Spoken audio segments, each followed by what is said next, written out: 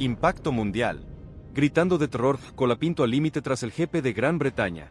Corazón roto, Alpine lo abandona sin piedad y el mundo de la F1 no puede creerlo. Bienvenidos, una vez más, a tu canal de confianza, donde combinamos la verdad con la emoción que buscas. Si pensabas que el drama de Franco Colapinto en Alpine había tocado fondo, prepárate para lo que te vamos a contar. Lo que ocurrió tras el GP de Gran Bretaña no solo hundió al piloto argentino, sino que expuso una verdad brutal sobre la frialdad de la Fórmula 1. Lo que nadie se animó a contar, el secreto que explotará redes. El momento más cruel. El silencio de Alpine tras el desastre. El momento en que Franco Colapinto se dio cuenta de que no podría ni siquiera arrancar fue brutal. No hubo aviso. No hubo margen. Solo una certeza helada que le atravesó el pecho. Algo no funcionaba y ya no había tiempo de resolverlo. Pero lo peor no fue el fallo técnico. Lo verdaderamente devastador fue lo que vino después. El silencio, la ausencia, la indiferencia. Porque mientras él se quedaba sentado, impotente, con la mirada fija en el volante como si pudiera revertir lo irreversible, nadie en Alpine se acercó a contenerlo. Nadie se agachó junto a él, nadie le ofreció una palabra. Y ese abandono dolió mucho más que cualquier falla mecánica. ¿Para qué te cuento? Franco bajó del coche con un nudo en el estómago. No sabía si estaba más frustrado o más desconcertado. Caminó hacia el box como si no supiera bien qué hacer con su cuerpo. Lo único que tenía claro era que el mundo se le venía abajo y a su alrededor actuaban como si nada hubiera pasado. Técnicos con la vista baja, ingenieros absortos en pantallas que ya no mostraban su nombre, responsables que evitaban cruzarse con él. No hubo explicaciones, no hubo responsabilidades asumidas, ni siquiera un gesto humano. Y eso, viniendo del equipo que debía protegerlo, lo desmoronó por dentro. El frío del ambiente no era climatológico, era emocional. Franco no lo había sentido nunca tan marcado como en ese instante. Ya no se trataba de un problema aislado, ya no era un mal día, era algo más profundo, algo que se había instalado desde hace tiempo y que ahora mostraba su cara sin filtros. No lo respaldaban, no creían en él, o peor aún, le estaban dejando caer, porque si en un momento tan crítico como ese nadie del equipo se levantaba a apoyarlo, entonces quedaba claro que para Alpine él era totalmente prescindible. Tragarse la rabia fue un acto titánico, no porque Franco no tuviera motivos para explotar, sino porque sabía que si lo hacía lo convertirían en culpable también de su reacción. Así que bajó la mirada, apretó los puños y se dejó envolver por el murmullo ajeno. Sentía que su dolor no le importaba a nadie, que lo ocurrido no iba a tener consecuencias para los demás, que era el quien cargaba con el fallo, aunque no tuviera control sobre lo que había pasado. Y esa injusticia, ese desequilibrio brutal entre causa y castigo, lo dejó hundido. Es para no creer. Si la indiferencia de Alpine te indigna tanto como a nosotros, suscríbete y contanos en los comentarios tu teoría. ¿Crees que el equipo le está abandonando? La puñalada más dolorosa. La confianza. El golpe moral fue absoluto. Franco había aprendido a lidiar con la presión, con la crítica externa, incluso con la duda. Pero lo que ocurrió esta vez superó todo porque fue desamparo. Y cuando te quedas solo en un lugar donde deberías sentirte protegido, el daño es mucho más profundo. No se trata solo de orgullo, se trata de confianza. Y esa confianza que tanto había costado construir se había roto en cuestión de minutos. En su rincón, mientras los demás seguían con sus tareas como si lo suyo fuera un dato menor, Franco repasaba una y otra vez lo que había ocurrido. No entendía cómo se había llegado a ese punto, como nadie había previsto, detectado o contenido el fallo, como el equipo no había hecho nada por anticiparse. Pero más que las preguntas técnicas, lo que más la atormentaba era el trato, o mejor dicho, la ausencia total de trato, la forma en que lo habían dejado solo, como si fuera un obstáculo, como si ya no fuera parte del grupo. Franco no lloró frente a ellos, pero por dentro el corazón estaba roto porque había entregado todo, porque se había comprometido con un proyecto que ahora le daba la espalda justo cuando más lo necesitaba. Porque esa indiferencia no fue casual, fue elección y eso era lo más difícil de digerir, saber que podrían haber actuado distinto, saber que podrían haber acompañado, pero eligieron no hacerlo. Lo más doloroso era que hasta ese momento Franco todavía tenía esperanza de que a pesar de las dificultades había un equipo detrás que lo valoraba, que veía más allá de los resultados, que lo respetaba como piloto y como persona. Pero lo de ayer, con toda su crudeza, terminó de romper esa ilusión, porque cuando se descompone la relación humana, ya no hay proyecto que se sostenga. Esa noche fue larga, silenciosa, llena de pensamientos oscuros. Franco no habló con nadie, no contestó mensajes, no buscó culpables, solo se encerró en sí mismo. Porque cuando el golpe viene desde adentro, lo primero que necesitas es entender cómo sobrevivirlo. Y él, en ese instante, no tenía la respuesta. Esperaba a conocer el detalle que cambió todo. La armadura invisible. resistir en medio de la indiferencia. El silencio continuó al día siguiente, más pesado, más invasivo. Franco Colapinto llegó temprano con la cabeza agachada, los pasos lentos y una especie de armadura invisible que le cubría el alma. Ya no era el mismo. Aún estaba ahí físicamente, cumpliendo su rol, vistiendo los mismos colores, pero su energía había cambiado. No buscaba respuestas porque intuía que no llegarían. No esperaba explicaciones porque ya sabía que no las darían. Lo único que necesitaba era aguantar, resistir en medio de un entorno que lo había despojado de humanidad con una facilidad que le helaba la sangre. Dentro del box el trato era seco, profesional, sí, pero sin alma. Como si todo lo vivido el día anterior no hubiera tenido ningún peso emocional para nadie. Le hablaban poco y solo cuando era estrictamente necesario, lo miraban sin mirarlo. Le daban indicaciones con el tono plano de quien está marcando pasos mecánicos, no comunicándose con una persona. Ese vacío emocional era más agresivo que un grito, porque no le enfrentaban, lo ignoraban y esa indiferencia era su castigo.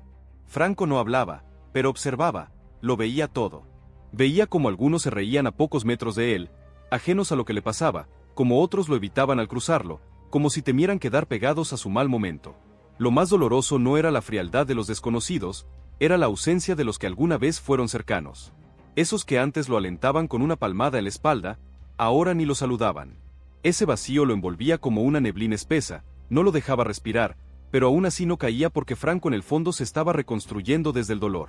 Cada gesto de desprecio, cada palabra no dicha, cada mirada evitada le sumaban razones para resistir. No por venganza, no por rabia, por dignidad, porque no estaba dispuesto a aceptar que lo tratasen como si no valiera nada, como si su esfuerzo no existiera, como si su historia no importara. Él conocía su recorrido, sabía lo que había costado llegar ahí y por eso, aunque lo hubieran dejado solo, no iba a permitir que lo borraran. Si la entereza de Franco te conmueve, deja tu like y compartí este video para que todos se enteren de la verdad detrás de escena. Nadie se acercó a hablar, nadie le preguntó cómo estaba y eso ya ni siquiera sorprendía.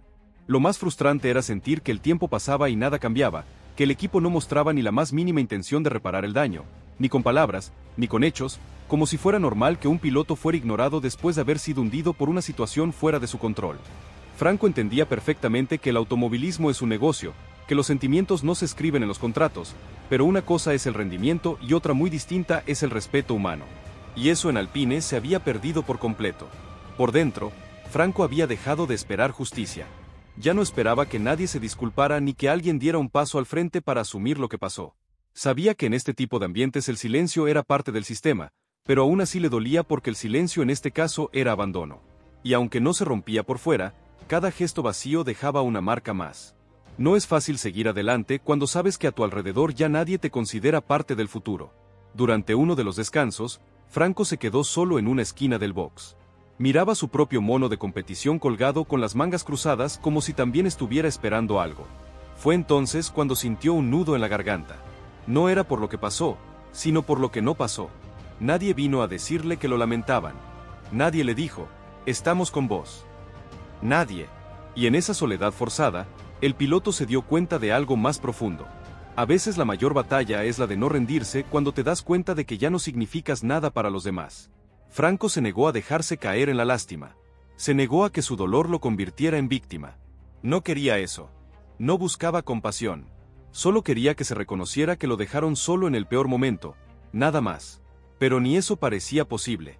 Y entonces decidió cambiar el foco. Si no iba a tener apoyo, al menos iba a tener control.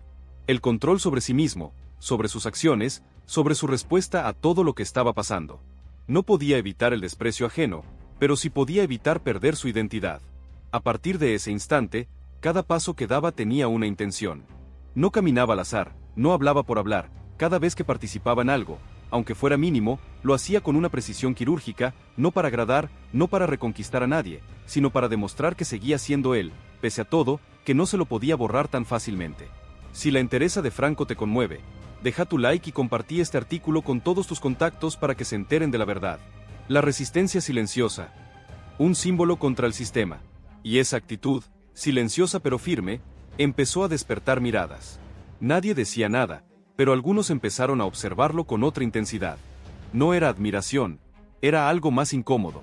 La evidencia de que Franco no se había quebrado como esperaban, que a pesar de haber sido dejado de lado, aún mantenía su profesionalismo, su compostura y, sobre todo, su lugar. No era una revancha, pero se sentía como una advertencia silenciosa. Franco seguía en pie y eso, en un entorno que esperaba que cayera, era casi una afrenta. El final del día llegó sin novedades. Nadie hablaba de su futuro, nadie decía su nombre en ninguna conversación importante, pero el hecho de que siguiera ahí firme fue en sí mismo un acto de resistencia. Franco se fue sin mirar atrás, pero con la convicción renovada. Si no lo querían, tendrían que decírselo a la cara. Hasta entonces, él no se iba a mover. Al día siguiente, la calma aparente se mantuvo, pero por debajo de la rutina, todo seguía tenso, inmóvil, cargado de cosas no dichas.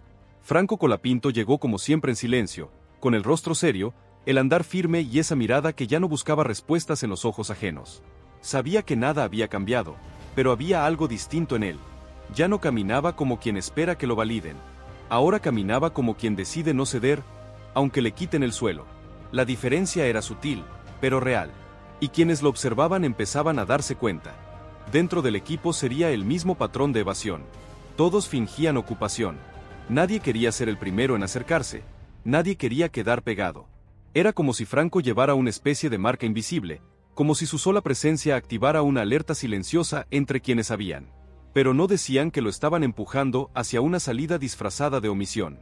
Y sin embargo, en medio de esa atmósfera seca, él comenzaba a convertirse en una presencia incómoda, porque no se quebraba, porque no hacía lo que todos esperaban que hiciera: explotar, llorar, irse. Había algo profundamente perturbador en ver a alguien resistir en silencio cuando todo a su alrededor está diseñado para borrarlo. Franco había entendido que esa era su verdadera batalla. No se trataba de demostrar que era el mejor, se trataba de demostrar que no podían quebrarlo como si fuera un accidente administrativo. Por eso seguía cumpliendo con cada mínima tarea, porque cada vez que lo hacía estaba diciendo sin palabras: sigo aquí, sigo siendo yo, no me vas a borrar tan fácil. Los pocos que lo miraban con respeto empezaban a sentirse incómodos también, porque sabían que lo que estaba ocurriendo no era justo, pero no hacían nada. Y Franco lo notaba, no los juzgaba, pero tampoco olvidaba. El dolor más grande no venía de la traición, venía de la cobardía colectiva. De ver cómo todos los que podrían haber hecho algo preferían bajar la cabeza. En ese vacío de humanidad, su resistencia se convertía en espejo. Y nadie quiere mirar lo que lo incomoda. Lo más difícil no eran los días, era la noche cuando la adrenalina bajaba, cuando los pasillos se vaciaban y no quedaba más que él con sus pensamientos. Ahí era donde el muro se tambaleaba, donde el dolor lo cruzaba sin piedad. Porque aguantar en público es una cosa, pero hacerlo en soledad cuando no tenés a nadie que te diga: te entiendo, es otra muy distinta. Y sin embargo, Franco seguía sin romperse. Aunque por dentro doliera, aunque todo su cuerpo le pidiera rendirse, él se seguía armando. Hubo un momento breve, casi invisible, en que uno de los mecánicos se acercó para entregarle una herramienta. Nada fuera de lo normal, pero lo miró por un segundo más de lo necesario. No dijo nada, solo un gesto mínimo, un contacto visual, algo que no era apoyo abierto, pero tampoco era rechazo. Franco lo notó y aunque no le devolvió más que un leve asentimiento, por dentro supo que no estaba del todo solo, que tal vez, solo tal vez, alguien más empezaba a ver lo que le estaba mostrando sin hablar. El resto del día transcurrió igual que los anteriores, rutinas, movimientos, tareas, pero había una tensión nueva en el aire, como si todos estuvieran esperando que algo finalmente estallara, que por fin llegara el anuncio, la confirmación, el reemplazo. Pero ese momento no llegaba y cada minuto sin que ocurriera era una victoria silenciosa para Franco, porque cuanto más tiempo pasaba, más se demostraba que su presencia seguía pesando, que no podían simplemente hacer como si no estuviera. La ausencia de Briatore en esos días también era elocuente. La traición en el box, un antes y un después para Colapinto. En las horas que siguieron, el ambiente se volvió irrespirable. Dentro de Alpine hubo murmullos, caras largas, discusiones entre bastidores. Algunos defendían a Franco, sin decirlo en voz alta, con gestos de apoyo, miradas cómplices. Otros se alineaban con Briatore, más por miedo que por convicción. Pero todos sabían que la bomba ya había explotado y que lo dicho por el jefe no podía retirarse. No había vuelta atrás. Porque cuando alguien con tanto poder habla así, no lo hace por impulso, lo hace para dejar marcada su posición. Y en este caso lo había dejado clarísimo. Si las cosas salieron mal, él no pensaba asumir nada.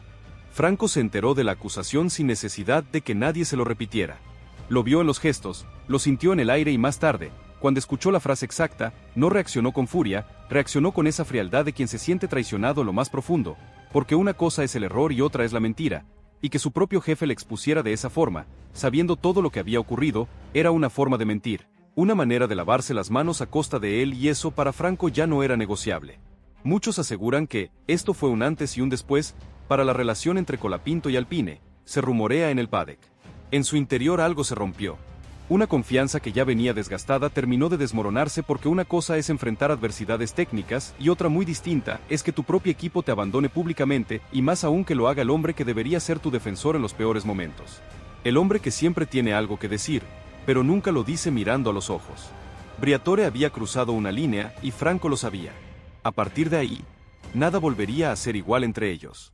En los pasillos, algunos miembros del equipo intentaron suavizar la situación. Hablaron de un malentendido, de un comentario sacado de contexto, de tensión del momento. Pero Franco no era ingenuo. Conocía perfectamente el tono de esa frase. Sabía cuando alguien habla por impulso y cuando alguien dispara con intención. Y en este caso no había margen de duda.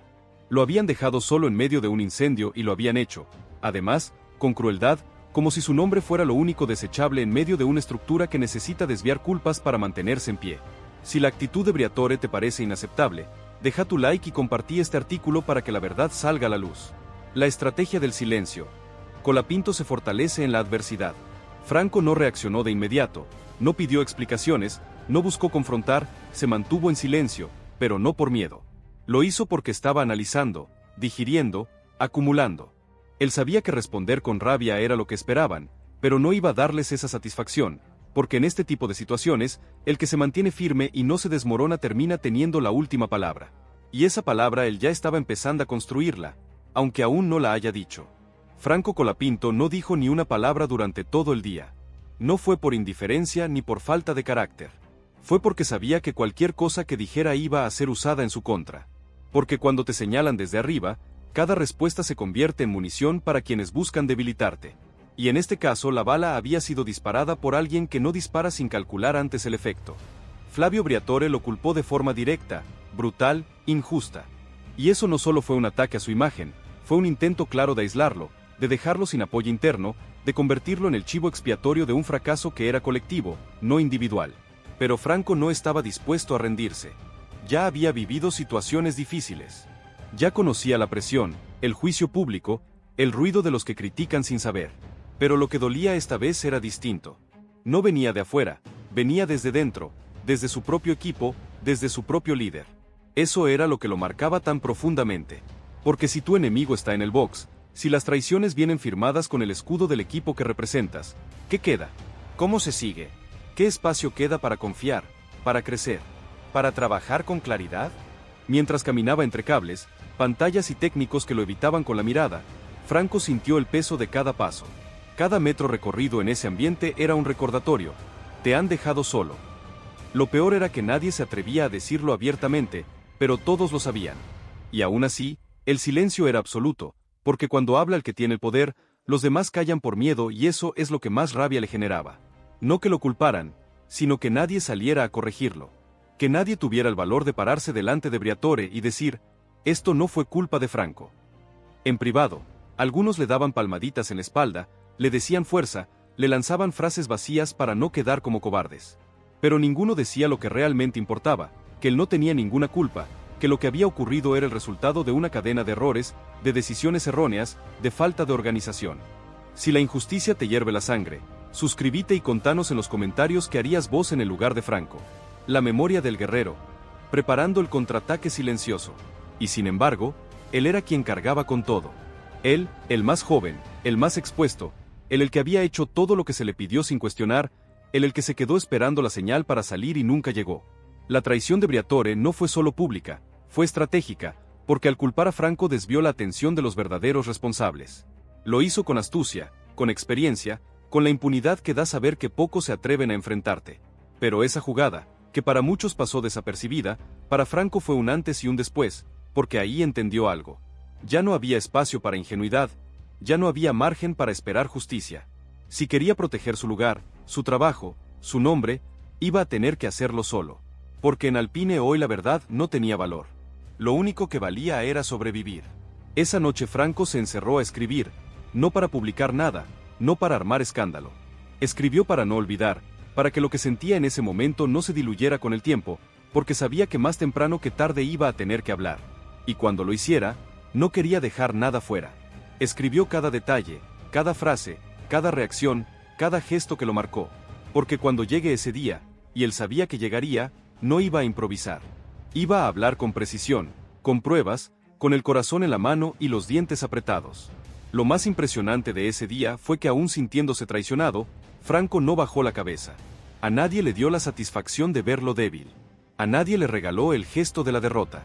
Caminó como siempre, miró como siempre, respondió con calma, y eso curiosamente empezó a incomodar porque cuando un joven acusado injustamente no se quiebra, empieza a dar miedo porque demuestra que no depende de nadie para sostenerse. Y entonces, en lugar de hablar, todos miraban a Franco como si llevara un cartel invisible. El señalado no era odio, era algo peor. Desconfianza. Franco lo sentía en cada gesto. Un técnico que ya no se acercaba con la misma soltura, un ingeniero que evitaba preguntarle cosas directamente, una conversación que se callaba justo cuando él entraba en una sala. Nada explícito, nada abierto, pero todo profundamente real. Porque el problema no era solo lo que Briatore había dicho, el problema era lo que generó, una grieta, una distorsión del vínculo que Franco había construido con esfuerzo, con entrega, con humildad. Ahora todo eso estaba bajo sospecha, como si de un día para el otro hubiera pasado a ser una pieza fallida del sistema. Y sin embargo, lo más impactante fue que dentro de esa misma estructura había quienes ya empezaban a cuestionar lo que había hecho Briatore.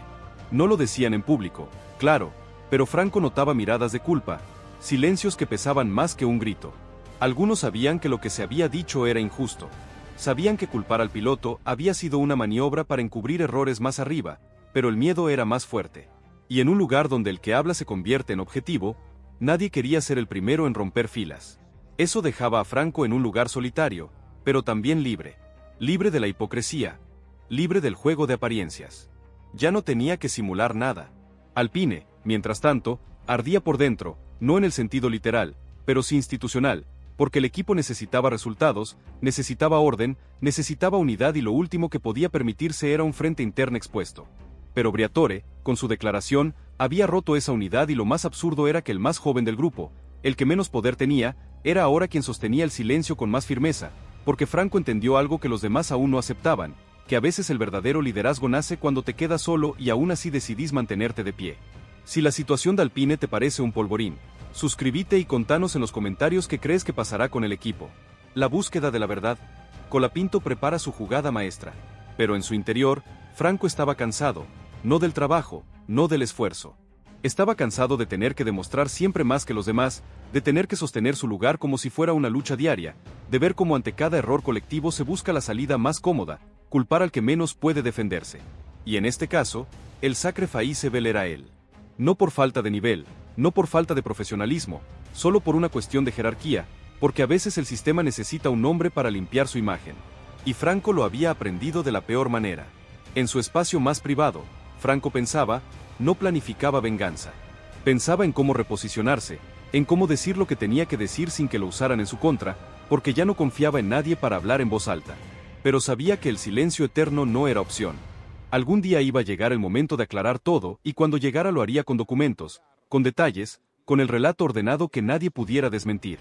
No buscaba escándalo, buscaba respeto, buscaba justicia, buscaba que se supiera que él no falló, que no fue su decisión, su error, ni su actitud la que lo dejó fuera, que hubo otras manos, otros nombres, otras decisiones detrás de todo.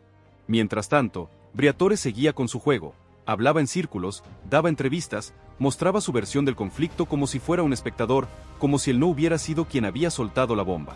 Esa capacidad para manipular el relato era lo que más le molestaba a Franco, porque sabía que muchos allá afuera se tragaban esas versiones. Pero también sabía algo más poderoso. El tiempo pone todo en su lugar y cuando la verdad empiece a salir, va a tener más fuerza que cualquier titular. Franco no necesitaba venganza, necesitaba una oportunidad, una limpia, una justa, sin presiones internas, sin dedos acusadores, solo una oportunidad para demostrar una vez más que él no era el problema, que nunca lo fue, que el verdadero problema era el miedo que tenían algunos a perder el control y que la única manera que encontraron de conservarlo fue culpar al que no levantaba la voz. Lo que no sabían es que ese mismo piloto joven, el que soportó todo sin hablar, ya estaba listo para hacerlo. Y cuando lo hiciera, no lo iban a poder callar. Si crees que Franco tiene unas bajo la manga, deja tu like y compartí este video para que nadie se pierda el desenlace. El desafío final. La dignidad innegociable de Colapinto. La mañana siguiente llegó con una apariencia de normalidad tan forzada que se podía cortar con un cuchillo. Los pasillos estaban silenciosos, los rostros tensos, los saludos más cortos de lo habitual, pero detrás de cada gesto había algo hirviendo. Nadie lo decía, pero todos lo sabían. Lo de Briatore había fracturado algo dentro de Alpine. El ambiente se sentía distinto. Las jerarquías, por primera vez, no daban seguridad. Las miradas cruzadas tenían un peso distinto y en el centro de todo, caminando con una serenidad envenenada, iba Franco Colapinto, porque aunque no había respondido todavía, su presencia se había vuelto una declaración en sí misma. Él ya no era el chico nuevo, no era el que pedía permiso para hablar, era el que fue señalado públicamente y en vez de romperse aguantó, y eso para muchos lo convertía en un problema, porque los sistemas están diseñados para que quien recibe un golpe se doblegue, no para que se endurezca. Pero Franco no había perdido la forma, había ganado claridad. Estaba entendiendo paso a paso cómo funciona el verdadero poder. No el que se grita en una sala llena, sino el que se maneja en los silencios, en los gestos, en las decisiones que no se discuten. Y ahora sabía que para sobrevivir en este entorno tenía que jugar distinto. Ya no esperaba nada de Briatore, no una disculpa, no una aclaración, ni siquiera un gesto. Sabía que alguien que te ataca con esa frialdad no vuelve para enmendar, vuelve solo cuando le conviene. Y Franco no tenía intenciones de entrar en ese juego. Su estrategia era otra, resistir con dignidad, sí, pero también empezar a construir un espacio propio lejos de ese círculo que lo había intentado borrar. Y para eso tenía que mantener la calma, no dejar que le empujaran al error, porque eso era lo que buscaban, que explotara, que diera un paso en falso para poder decir: ven. No estaba preparado. En su cabeza ya tenía claro que si hablaba sería cuando él quisiera y lo haría con precisión, sin exagerar, sin dramatizar, pero dejando todo en su sitio. Que cuando uno ha sido acusado injustamente no necesita venganza, necesita verdad y la verdad no grita, la verdad pesa. Franco tenía esa verdad en las manos y cada día que pasaba la pulía más, la dejaba más nítida, más implacable, porque cuando hablara no dejaría huecos, no permitiría que reinterpretaran sus palabras, no dejaría espacio para la duda. Mientras tanto, desde algunos rincones del equipo empezaron a llegarle pequeñas señales. No eran disculpas, pero sí reconocimientos implícitos, un gesto de respeto en una reunión, una mirada que antes evitaba y ahora se sostenía. Una frase rápida, como: sabemos cómo sos. Seguí tranquilo, nada concreto, nada que cambiara lo ocurrido, pero sí pequeños reflejos de que había gente que entendía que no todos compraban la versión oficial, que algunos en silencio reconocían el coraje de Franco, porque en un entorno así, quedarse en pie cuando te dejan solo no es poco, es una declaración de principios. Impacto mundial. Gritando de terror, Colapinto al límite tras el jefe de Gran Bretaña. Corazón roto, Alpine lo abandona sin piedad y el mundo de la F1 no puede creerlo. Bienvenidos, una vez más, a tu canal de confianza, donde combinamos la verdad con la emoción que buscas. Si pensabas que el drama de Franco Colapinto en Alpine había tocado fondo, prepárate para lo que te vamos a contar. Lo que ocurrió tras el GP de Gran Bretaña no solo hundió al piloto argentino, sino que expuso una verdad brutal sobre la frialdad de la Fórmula 1. Lo que nadie se animó a contar, el secreto que explotará redes. El momento más cruel. El silencio de Alpine tras el desastre. El momento en que Franco Colapinto se dio cuenta de que no podría ni siquiera arrancar fue brutal. No hubo aviso. No hubo margen. Solo una certeza helada que le atravesó el pecho. Algo no funcionaba y ya no había tiempo de resolverlo. Pero lo peor no fue el fallo técnico. Lo verdaderamente devastador fue lo que vino después. El silencio, la ausencia, la indiferencia. Porque mientras él se quedaba sentado, impotente, con la mirada fija en el volante como si pudiera revertir lo irreversible, nadie en Alpine se acercó a contenerlo. Nadie se agachó junto a él, nadie le ofreció una palabra. Y ese abandono dolió mucho más que cualquier falla mecánica. ¿Para qué te cuento? Franco bajó del coche con un nudo en el estómago. No sabía si estaba más frustrado o más desconcertado. Caminó hacia el box como si no supiera bien qué hacer con su cuerpo. Lo único que tenía claro era que el mundo se le venía abajo y a su alrededor actuaban como si nada hubiera pasado. Técnicos con la vista baja, ingenieros absortos en pantallas que ya no mostraban su nombre, responsables que evitaban cruzarse con él. No hubo explicaciones, no hubo responsabilidades asumidas, ni siquiera un gesto humano. Y eso, viniendo del equipo que debía protegerlo, lo desmoronó por dentro. El frío del ambiente no era climatológico, era emocional. Franco no lo había sentido nunca tan marcado como en ese instante. Ya no se trataba de un problema aislado, ya no era un mal día, era algo más profundo, algo que se había instalado desde hace tiempo y que ahora mostraba su cara sin filtros. No lo respaldaban, no creían en él, o peor aún, le estaban dejando caer, porque si en un momento tan crítico como ese nadie del equipo se levantaba a apoyarlo, entonces quedaba claro que para Alpine él era totalmente prescindible.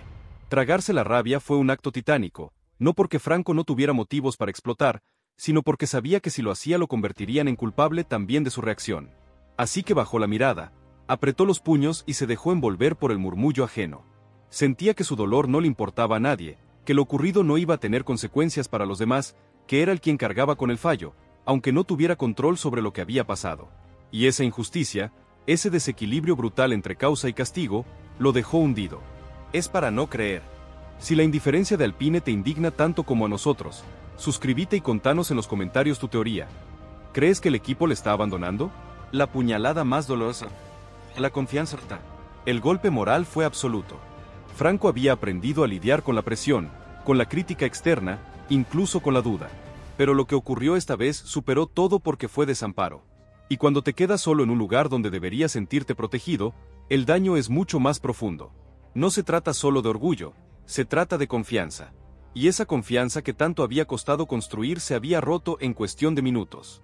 En su rincón, mientras los demás seguían con sus tareas como si lo suyo fuera un dato menor, Franco repasaba una y otra vez lo que había ocurrido. No entendía cómo se había llegado a ese punto, como nadie había previsto, detectado o contenido el fallo, como el equipo no había hecho nada por anticiparse.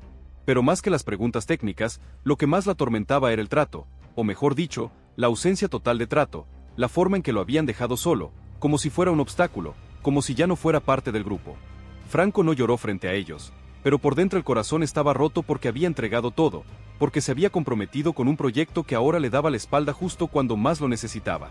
Porque esa indiferencia no fue casual, fue elección y eso era lo más difícil de digerir, saber que podrían haber actuado distinto, saber que podrían haber acompañado, pero eligieron no hacerlo.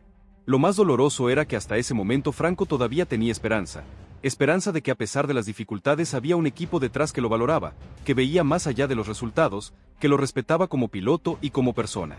Pero lo de ayer, con toda su crudeza, terminó de romper esa ilusión, porque cuando se descompone la relación humana, ya no hay proyecto que se sostenga. Esa noche fue larga, silenciosa, llena de pensamientos oscuros. Franco no habló con nadie, no contestó mensajes, no buscó culpables, solo se encerró en sí mismo. Porque cuando el golpe viene desde adentro, lo primero que necesitas es entender cómo sobrevivirlo. Y él, en ese instante, no tenía la respuesta. Esperaba a conocer el detalle que cambió todo. La armadura invisible. Resistir en medio de la indiferencia. El silencio continuó al día siguiente, más pesado, más invasivo. Franco Colapinto llegó temprano con la cabeza agachada, los pasos lentos y una especie de armadura invisible que le cubría el alma. Ya no era el mismo. Aún estaba ahí físicamente, cumpliendo su rol, vistiendo los mismos colores, pero su energía había cambiado. No buscaba respuestas porque intuía que no llegarían. No esperaba explicaciones porque ya sabía que no las darían. Lo único que necesitaba era aguantar, resistir en medio de un entorno que lo había despojado de humanidad con una facilidad que le helaba la sangre. Dentro del box el trato era seco, profesional, sí, pero sin alma. Como si todo lo vivido el día anterior no hubiera tenido ningún peso emocional para nadie. Le hablaban poco y solo cuando era estrictamente necesario, lo miraban sin mirarlo. Le daban indicaciones con el tono plano de quien está marcando pasos mecánicos, no comunicándose con una persona. Ese vacío emocional era más agresivo que un grito, porque no le enfrentaban, lo ignoraban y esa indiferencia era su castigo. Franco no hablaba, pero observaba, lo veía todo. Veía como algunos se reían a pocos metros de él, ajenos a lo que le pasaba, como otros lo evitaban al cruzarlo, como si temieran quedar pegados a su mal momento. Lo más doloroso no era la frialdad de los desconocidos, era la ausencia de los que alguna vez fueron cercanos. Esos que antes lo alentaban con una palmada en la espalda, ahora ni lo saludaban. Ese vacío lo envolvía como una neblina espesa, no lo dejaba respirar, pero aún así no caía porque Franco en el fondo se estaba reconstruyendo desde el dolor.